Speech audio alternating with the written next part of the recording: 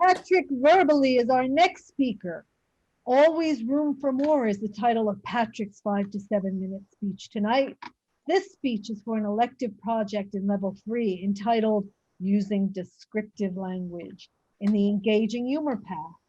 The purpose of this project is to practice writing a speech with an emphasis on adding language to increase interest and impact. In his speech tonight, Patrick will share a story with you that he's written for tonight's Speakathon about one low-level private eye who is about to become involved in an affair of the supernatural, magical kind that he's not quite ready for. Please welcome our speaker tonight, who is on level 4 in the persuasive influence path and is working on the engaging humor path as well. He's such an overachiever, this guy. DTM, writer and freelance editor, Patrick Verbally. Thank you. Mr. Timer, may I please have verbal prompts as well? Okay. Thank you, sir.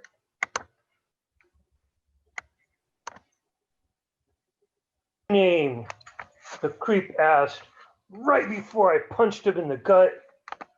Argus Arthane, I replied, as he was busy on all fours, retching his guts out from the punch from my prodigious ham hock of a fist. He looked up at me and I saw a green flash go through his eyes. It looked like the color of snot that sickeningly drips out of your nose when you're sick. I shook my head. I must be imagining things, I thought. Gee, Sarge, did you have to hit him so hard? One of the plainclothes cops asked me as he rushed to his aid. They call me Sarge, even though I haven't been on the force in a long time. Nope, I'm a PI now. I investigate supernatural crimes and strange goings-on and instances. Although most are more natural than super, if you know what I mean. Of course, I replied. He's a punk, and he deserved it. Geez, get up on the wrong side of your life this morning? Another cop, my favorite, when we were buddies back in the day on the force together, Charlie asked me. He's my favorite, that's why I take it easy on him. Be lucky that he didn't have more in his stomach than a couple of eyeballs. I've been trailing this guy for months. Now I finally got him. Case closed. I turn it over to you blues to handle the rest, I said. I watched with grim satisfaction, lighting up, as I always did when I did a job well done and the job was finished. I trudged back to my office in the pouring rain, a dingy little thing masquerading for an office on the 3rd floor of a building, the Maxwell building. Maybe that's what they did with all that money now that they're no longer a household name in coffee. I joked to myself that this must be the result of all of that, investing in rundown buildings for losers like me. Oh, did I also mention that I live in the building? Convenient, no?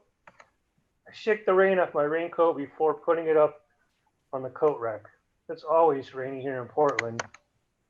I take off my shoulder holster and put it in the top drawer on the left, where it always is, when it's not nestled under my armpit or under my pillow when I sleep at night. Creature comforts, you know?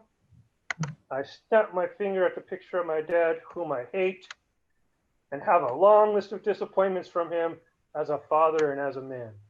Longer even than Santa's naughty list.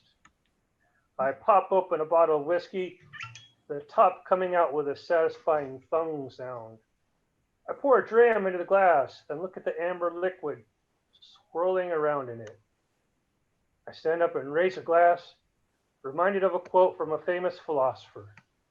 An optimist sees the glass as half full. The pessimist sees the glass as half empty. I see that there's more room in the glass for more whiskey. I drain the glass and grimace as it goes down my gullet, even though I try not to, as it burns all the way down.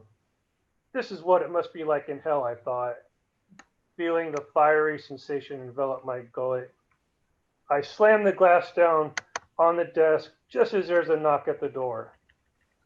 Mr. Arthane? Yeah, What do you want? I said as I poured myself another dram, plus another one on top of that, and another one on top of that, for good measure. My business sense and usually cheerful demeanor began to be washed away by the whiskey burning its way through my stomach. I sized her up right away as she stepped into the room. Classic femme fatale. Classic 40s movie star looks. Good looks. She was trouble. I liked her already. I watched her slink into the room.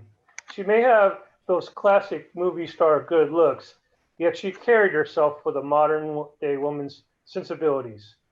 This was no shrinking violet here. She knew how to handle herself and had the confidence to back it up. Martial arts, I asked. What? Martial arts. Do you do martial arts? No. A self-defense class then? I know how to take care of myself, she said, with a cool, calm, collected ease. I'll bet you do, dollface. Any self-respecting man would treat this lady with respect. Too bad that in the bowl of chips that is the self-respecting man in life, I'm the burned and blackened one at the bottom that nobody wants and is forgotten about. I want to hire you for a job, the dame said. What kind of job? My father disappeared. What, like ran off with his secretary disappeared? Or Bermuda Triangle disappeared? She shifted uncomfortably. The latter, she said, as she coughed and had to choke the words out. Whiskey, I asked. Please, she responded. I whipped out a glass from my drawer and wiped it clean with my shirt tail below the level of the desk so she couldn't see that I was doing that. I liked her more already. Please continue, I said, as I poured her a drink. Madam Table Topics Master.